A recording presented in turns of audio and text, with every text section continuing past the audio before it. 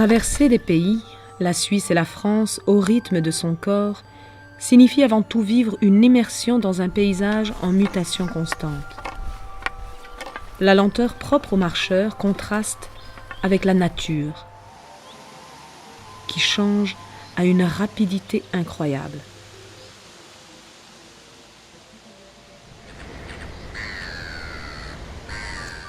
Nous avons ainsi traversé la région du lac Léman, les montagnes de la Haute-Savoie et de l'Isère, les collines magnifiques du Massif central, les plaines de l'Aubrac, ou encore les vallées de Conques et de la Dordogne. Nous avons suivi la Loire, ce fleuve qui traverse la France, y rencontrant des forêts centenaires, et quelques aberrations produites par l'homme.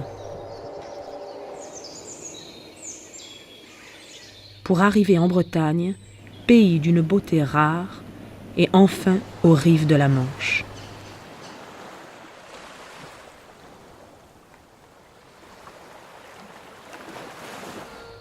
Au fil des jours et des mois, nous avons également rencontré des monuments iconiques du monde médiéval, mais aussi de nombreuses petites églises anonymes.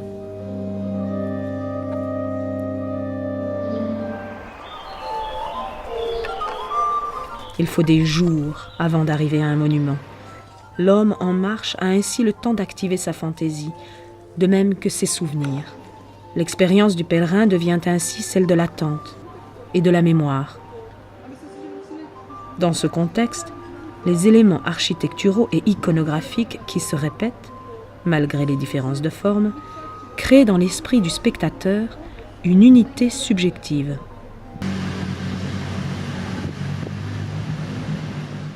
Marcher a cependant également signifié pour nous devenir attentifs, grâce à la fatigue, au lieu de repos des édifices sacrés.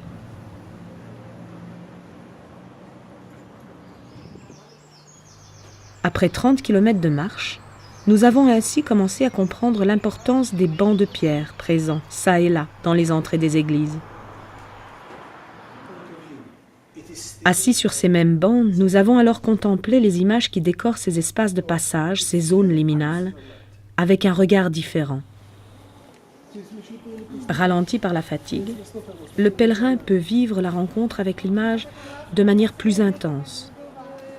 Au sein de cette nouvelle temporalité, nous pouvons d'ailleurs mieux comprendre l'expérience religieuse des hommes et des femmes du passé. Devenus pèlerins à notre tour, nous avons commencé à étudier les monuments médiévaux par le prisme de l'expérience corporelle.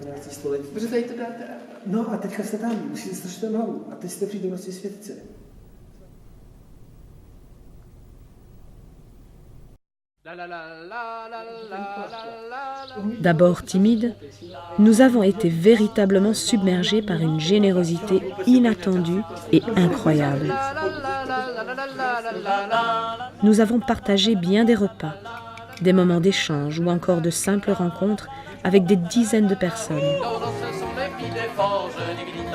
Si les rencontres avec les monuments ont été les fruits d'attentes et de mémoires plus ou moins prolongées, nous avons en revanche expérimenté au quotidien une hospitalité radicale, proche de celle définie par Jacques Derrida.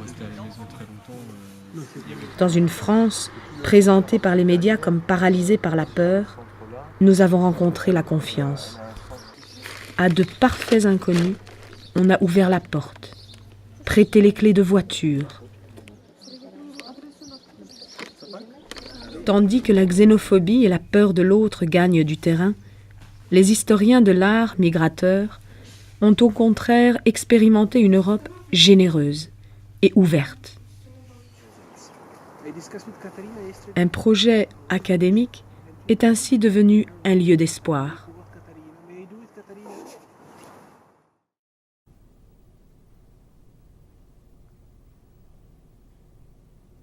Est-ce un hasard ?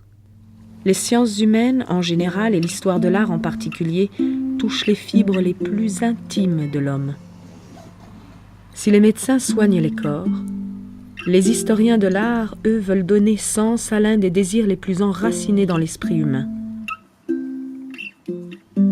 Dès les cavernes de Lascaux, l'homme a eu un besoin intense de matérialiser, dans l'image et dans l'objet, ce qui ne peut être représenté. Selon Hans Belting, se trouve derrière ce processus l'envie de rendre présent ce qui est absent, c'est-à-dire de dépasser la mort. L'historien de l'art est ainsi appelé à révéler dans l'humanité quelque chose qui est de nos jours souvent occulté par la consommation et le matérialisme. Vivant de première personne, ces rencontres avec les objets et les êtres humains le long de ces 1500 kilomètres, il nous semble aujourd'hui urgent de rappeler le besoin de ces rencontres. Ce n'est pas un hasard qu'aujourd'hui, c'est contre les objets d'art que se déchaîne en Irak ou en Syrie la barbarie des hommes qui veulent nier l'humanité.